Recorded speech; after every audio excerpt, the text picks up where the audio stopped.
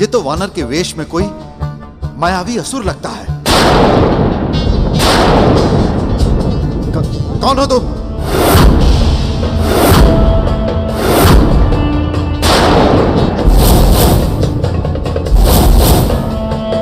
क्या हो गया?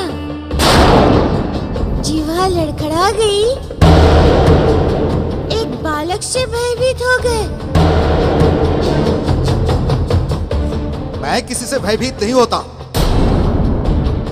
किंतु तुम बालक नहीं हो सकते।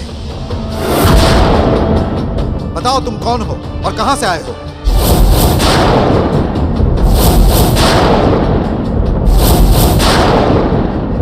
मैं अंजन प्रदेश से आया हूँ। मेरा नाम मारुति है। मैं महाराज केसरी का पुत्र हूँ। मैं महाराज केसरी का पुत्र हूँ। मैं महाराज केसरी का पुत्र हूँ। महाराज केसरी का पुत्र और इतना बलशाली? अभी तो तुमने मेरा ही बल देखा है। मेरे काका जामन जी की शक्ति का तुम्हें अनुमान भी नहीं है। जामवंत? तुम्हारे काका जामवंत का जीवन तो पिछली बार हमारे कारण ही बच पाया था, अन्यथा वो अंजन प्रदेश नहीं यमलोक पहुंच गए होते। मंत्री, काका की सहृदयता को निर्बलता समझने की भूल मत करना। ऋक्ष प्रदेश उनकी मातृभूमि है, इसलिए वो यहाँ की प्रजा को अपना भाई बंधु समान मानते हैं। इसीलिए सब उन्हें पत्थर मारते रहे, किंतु उन्होंने उसका उत्तर नहीं दिया। उसका भाई ऋक्षपति, जो उसे हर दिन गदा युद्ध में परास्त करता था, वो हमारे कारागार में अपने मृत्यु के क्षण गिन रहा है। ऋक्षपति से परास्त होना भी उनका भाई के प्रति असीम प्रेम था। अब तुम्हारी भलाई इसी में है कि तुम जामवंत काका के पैर पकड़कर क्षमा मांग लो। वो तुम्हें क्षमा कर देंगे और तुम्हारा जीवन बच जाएगा। हम जामवंत से क्षमा मांगेंगे? उससे कहो कि वो आकर हमारे पांव पकड़ ले, तो हो सकता है कि ऋक्ष प्रदेश में हम उसे उसकी पत्नी के साथ रहने दें। किंतु तुम केसरी के पुत्र हो, हम तुम्हारे प्राण नहीं हरेंगे। हम तुम्हें अपने कारागार में आजीवन रखेंगे, इसलिए कि केसरी सारा जीवन हमारे अधीन रहे।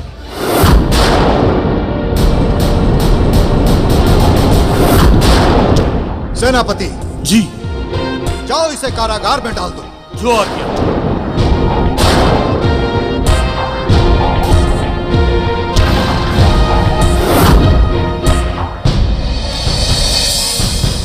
मंत्री, तुम्हारी आत्मा पर अधर्म और पाप की इतनी कालिक पोत चुकी है कि अब वो तुम्हारी मृत्यु से ही धुल सकती है। सेनापति, ये बहुत प्रवचन दे रहा है, दूर कर दो इसे हमारी दृष्टि से।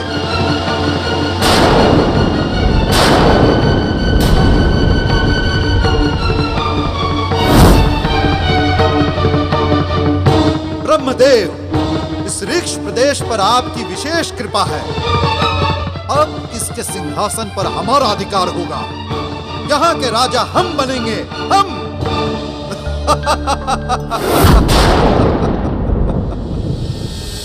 रुक जाओ मधुवंती, तुम भागकर अपने देशद्रोही पति के पास जाना चाहती हो?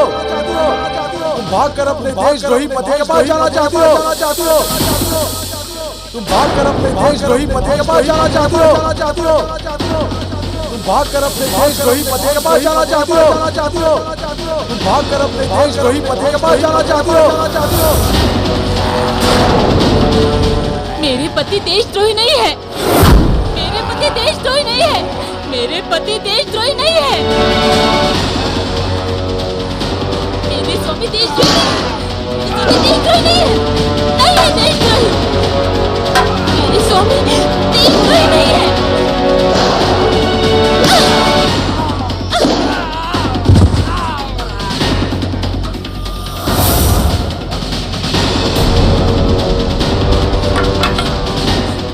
स्वामी देशद्रोही नहीं है। हर हर महादेव, हर हर महादेव, हर हर महादेव।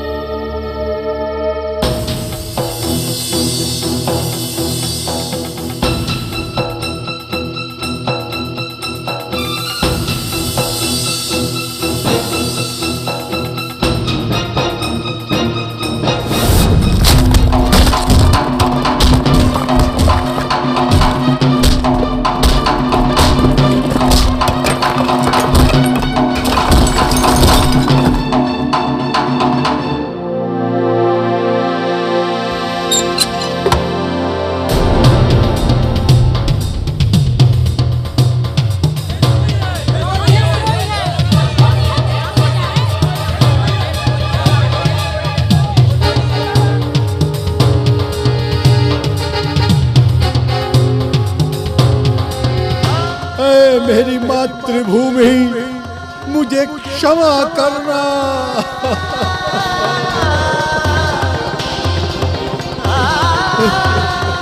मैंने इस धरती पर जन्म तो लिया, किंतु तुम्हारा ऋण उतारने का अवसर मुझे नहीं मिला। मुझे दुख इस बात का है कि मैं दोबारा यहाँ नहीं आ पाऊंगा माँ। किंतु मैं जहाँ भी रहूंगा तुम हमारे साथ ही रहोगी।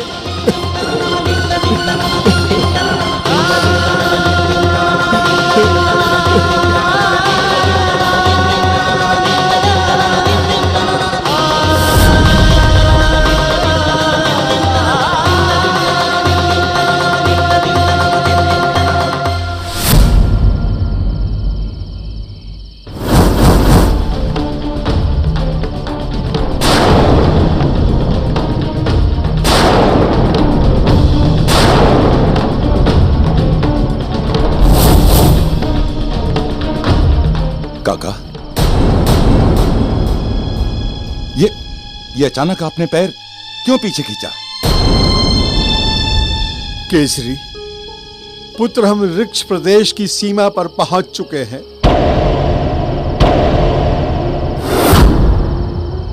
इसी धरती से मुझे अपमानित करके निकाल दिया गया था। एकाएक वो सारे दृश्य मेरे आंखों के सामने आ गए। तब मुझे ऐसा लग रहा था कि मैं इस धरती पर फिर दोबारा पांव नहीं रख पाऊंगा।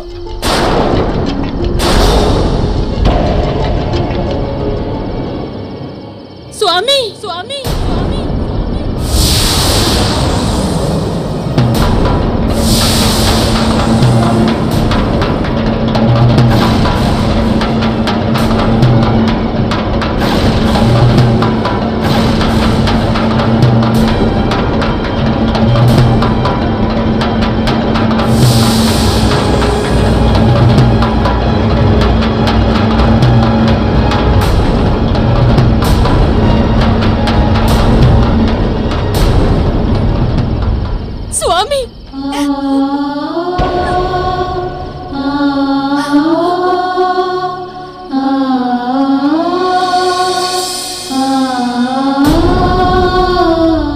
क्षमा कर दीजिए स्वामी,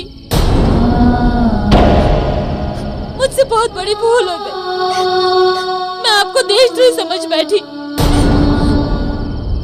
आप देशद्रोही नहीं है स्वामी। मुझे क्षमा कर दीजिए। ये सब उस दुष्ट मंत्री की वजह से हुआ। उसके भ्रमजाल में उलझकर मैं और ऋक्ष प्रदेश की सारी प्रजा आपको देशद्रोही समझ बैठे।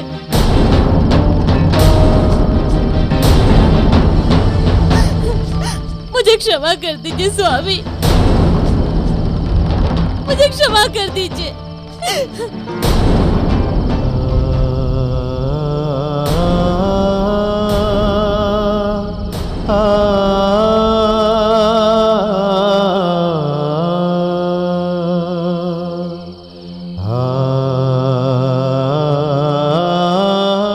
किंतु मधुबंती, तुम इतनी रात को यहाँ कैसे?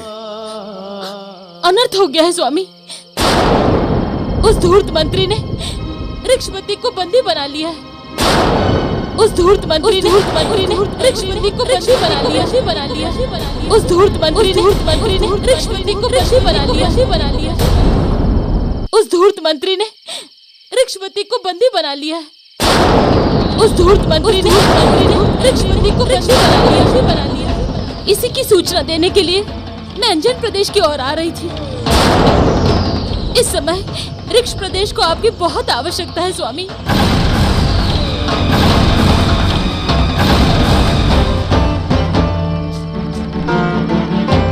मारुति कैसा है? मारुति सुरक्षित है और उसी के कारण मुझे सारी सच्चाई का पता चला है। महाराज, वो धूर्त मंत्री कल ही ऋक्षपति को मारकर सिंहासन पर अपना अधिकार जमाने वाला है।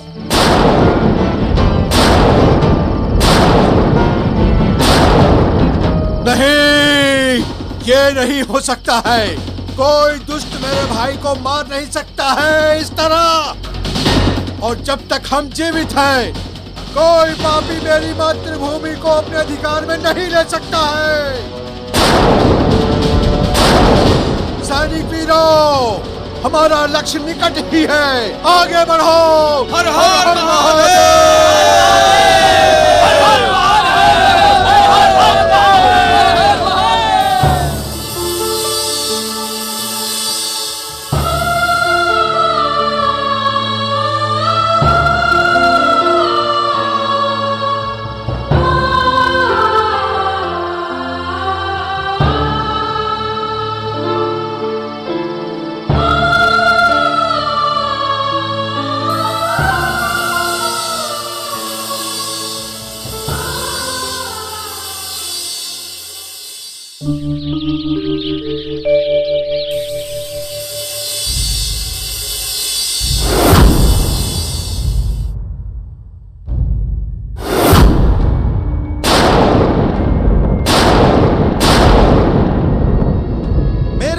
ऋक्ष प्रदेश के वासियों, इसी दुष्ट ऋक्षपति के कारण आप सब पर इतने अत्याचार हुए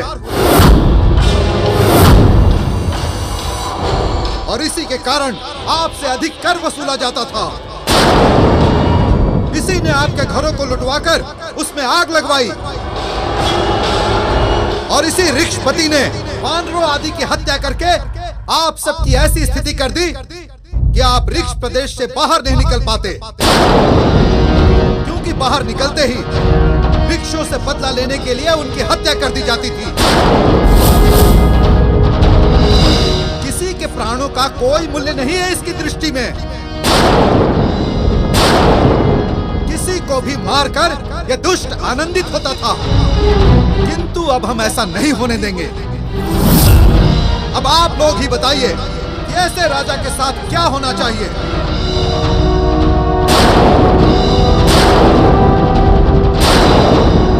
ऐसे राजा को जीने का कोई अधिकार नहीं है।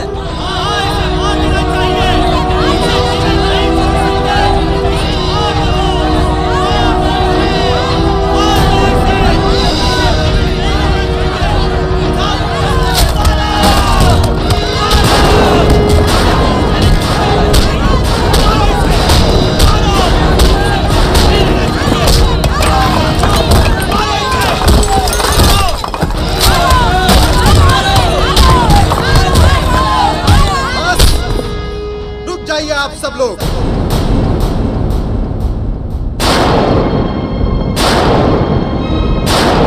हम आपसे एक बात और कहना चाहते हैं। इसके साथ एक वानर भी है, उसे भी दंड देना है।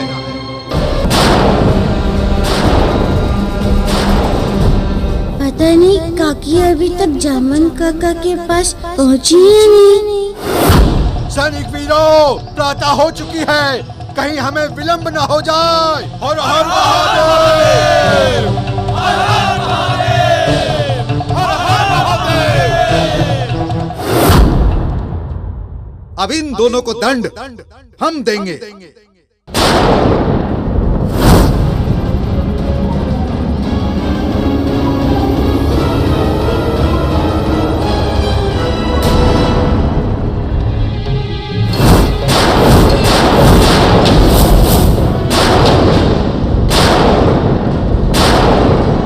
ऋक्षपति, अब तेरे जीवन की अंतिम घड़ी आ गई है।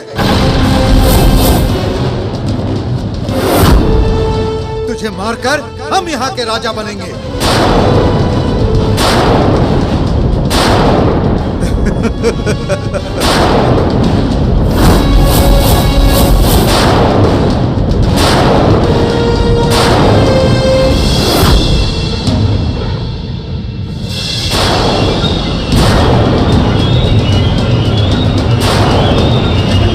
तुम दोनों मरोगे। बहुत भयानक मृत्यु दूंगा मैं तुम दोनों को।